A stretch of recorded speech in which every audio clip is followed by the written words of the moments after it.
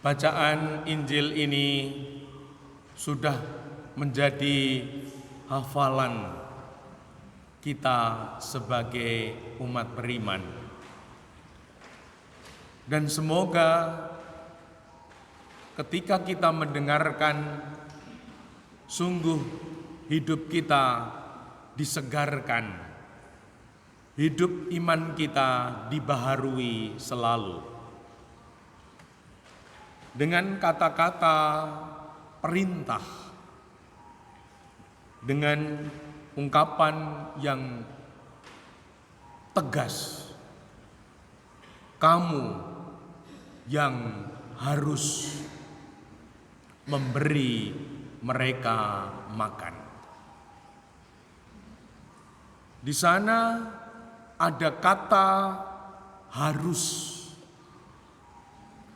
sehingga sabda ini bukan pilihan lagi.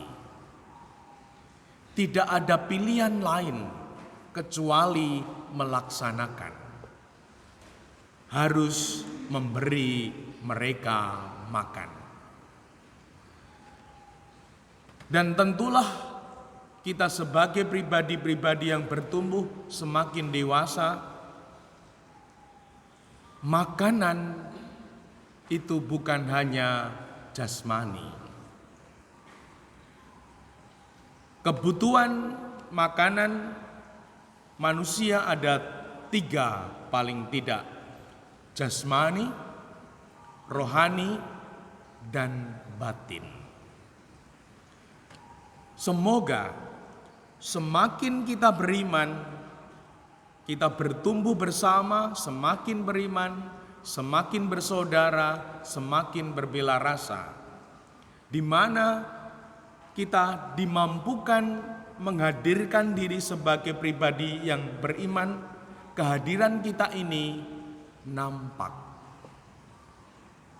Kehadiran kita ini berdampak.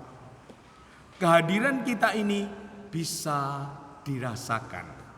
Mulai untuk keluarga kita tentunya, lalu meluas untuk tetangga, untuk lingkungan, untuk masyarakat, gereja, dan bangsa kita.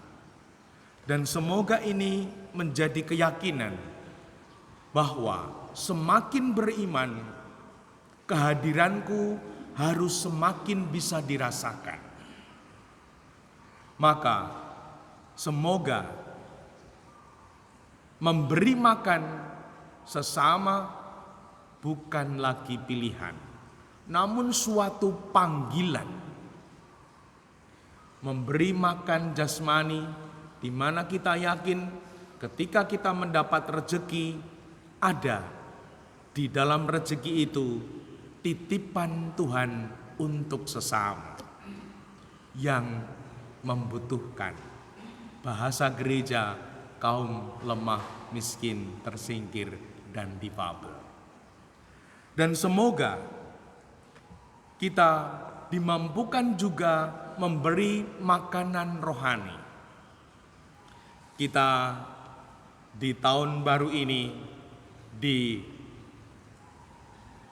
dalam harapan bersama bertumbuh, semakin beriman, semakin bersaudara, semakin berbela rasa, semoga menjadi suatu gerakan spontan, entah di lingkungan, entah di gereja kita ini, dan juga nanti di paroki, dan juga di dalam komunitas-komunitas. Setiap kali kita bertemu, apalagi berjabat tangan, Tuhan berkati saudaraku ini, Tuhan berkati saudariku ini. Dengan singkat, padat, membawa berkat. Ketemu di pasar, ketemu di lingkungan, Tuhan berkati saudaraku ini. Tuhan berkati saudariku ini. Semoga gerak spontan ini sungguh menjadi panggilan kita sehingga kita yang memberkati, tentulah siapa yang menanam akan menuai. Dan juga setelah itu kebutuhan batin, di mana kita bisa menjadi pribadi yang menemani, yang ngerengkuh, yang ngerangkul, yang menghargai, yang memuji, di mana di sana ada ketulusan. Sehingga sungguh hidup kita benar-benar nampak, berdampak, dan dirasakan.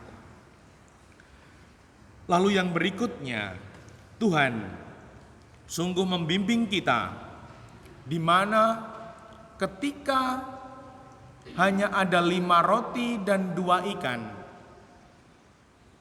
harus tetap bersyukur. Meskipun mungkin nanti berkat itu sedikit, harus tetap bersyukur. Supaya apa? Supaya hidup kita positif. Tuhan membimbing kita untuk tidak spontan mengeluh. Di mana gerak spontan manusiawi ketika mendapat sedikit, ketika kurang, spontan mengeluh. Seperti para murid, 200 dinar untuk sebanyak ini bagaimana?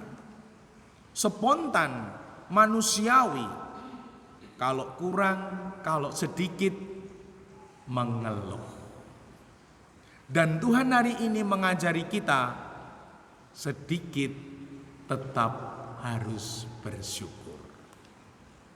Dan semoga kita nanti dimampukan sehingga selalu bahagia, selalu bersyukur kapanpun, dimanapun, dalam kondisi apapun. Sehingga menjadi pribadi-pribadi yang begitu utuh, begitu tangguh.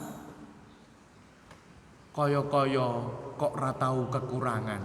Sithik yo guyu, rada akeh yo guyu, akeh yo guyu, ora duwe yo guyu. Itu tidak mudah. Dan semoga kita dimampukan. Dimuliakanlah Tuhan kini dan sepanjang masa.